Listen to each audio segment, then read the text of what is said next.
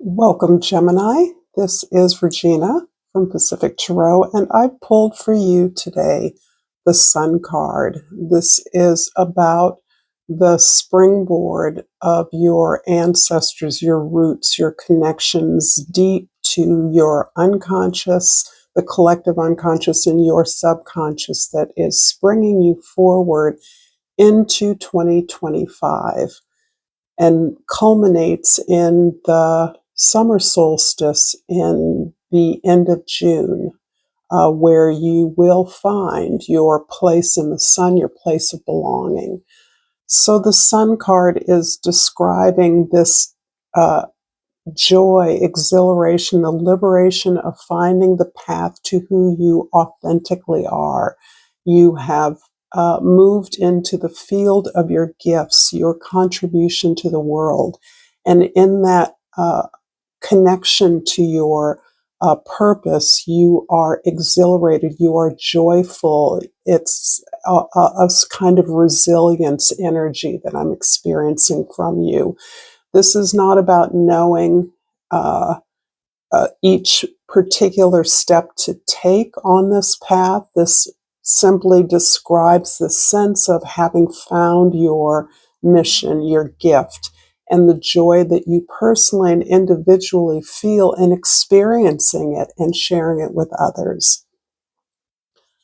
This is titled 2025 at the same time as winter solstice. For that reason, the winter solstice describes the darkest night, the longest night in the year. And that's when we actually have crystallized into our roots, our foundation, thereby springing you forward into a full blazing of your sun at the summer solstice.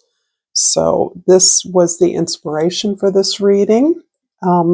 If you're interested, because this is a general reading and a personal reading, information about that is in the description box below, where I'm featuring a half-off sale through the end of the year if you're interested. So what is showing up for you in the present moment is the Six of Swords. I'm seeing this sense of liberation, this joy, this pleasure as taking you out of a fairly restricted situation, at least temporarily, in a way that allows you to enjoy this place that you've achieved in terms of your own personal fulfillment and your own particular gift that is almost returning you to a more innocent, hopeful, truthful place in your life. There is no agenda, there is no judgment, and you want to enjoy this moment of liberation in a place where you are not judged, where you are not criticized, or you are not pushed aside. And that's part of the feeling that I'm getting here, is this looking for at least the space to enjoy this sense of being truly connected with your divine path. In the past, we have the Warrior of Swords. You have been doing a lot of work in discovering your own truth, discovering the path that is most effective for you without relinquishing your responsibilities to others. This is about finding justice in your truth so that the work that you're already doing, that you continue to expand, is actually targeting the audience and the purpose that you intend. So here you have gone a long way to challenge your own assumptions about your place in perhaps an organization, even a family, or on a team where you have been relegated to a somewhat mechanical role, in part because of your skill set. You're a communicator, you facilitate communications with others, you learn, you show others how to learn, and you find efficient ways to address the different learning needs of your team, of your organization. And to the extent that this makes what you have to offer, the information that you're delivering, more available to more people. And you have challenge the way that you have been assigned a role in that effort in the past and thus been relegated to the margins.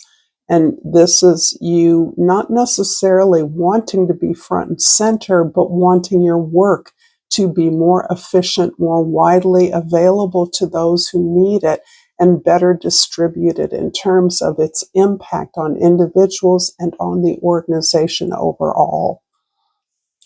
In the future, the Servant of Cups.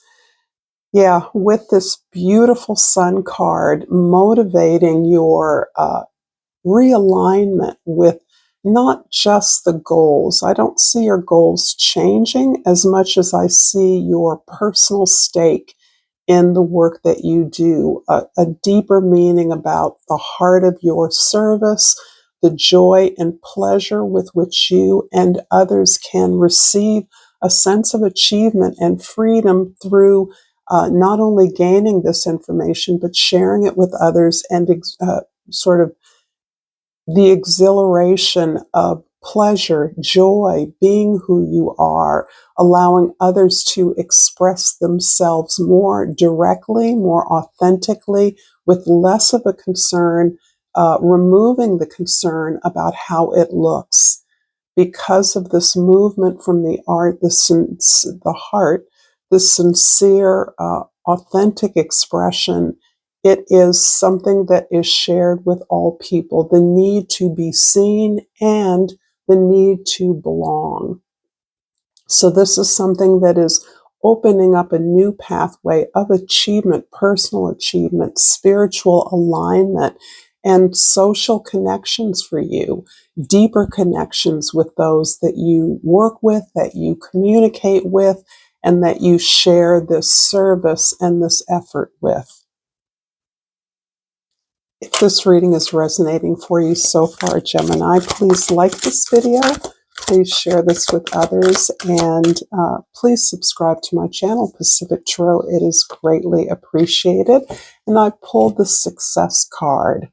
I know that there is no greater goal than to love. And love here is describing this universal desire for expression, to speak from one's heart, to speak sincerely, without a fear of judgment, without shame, without a need to want to hide or retreat, that nothing can be more natural and more loving. And this is something that you've uh, aligned yourself with in terms of your own fulfillment, your own expression, finding the place for that in your effort, your team, your organization, your family. In the present, the Six of Swords is clarified by the Queen of Wands and the Devil card. I do see this as you breaking away from fulfilling a role that's been assigned to you, moving away from identifying with the authority that has assigned roles to you and others, the authority outside of yourself that tells you what must be done and how. And I see your growing confidence with the Queen of Wands, this beautiful energy of simply feeling your own love, your own heart, and how that is building your confidence in order to speak more creatively, more imaginatively, but in a more attentive, inspired way that inspires others.